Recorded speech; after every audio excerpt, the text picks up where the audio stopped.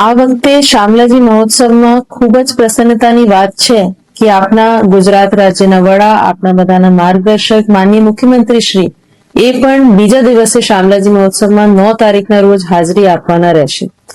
આ તબક્કે આપણે બધાની જવાબદારી થાય છે કે સુરક્ષા, માનનીય મુખ્યમંત્રી શ્રીની સુરક્ષા અને પબ્લિકની ને કોઈ અગવડ ના થાય એના માટે અમે કેટલીક વ્યવસ્થા કરી છે. પાર્કિંગની વ્યવસ્થાઓ છે.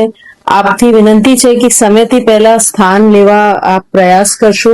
પાર્કિંગમાં જે સાઇનેજીસ લાગ્યા છે, આપના જે બસ સ્ટેશન છે શામળાજીનું, ત્યાં પાર્કિંગની વ્યવસ્થા આમ પબ્લિક માટે કરવામાં આવી છે. બીજી પણ જગ્યા કરવામાં આવી છે.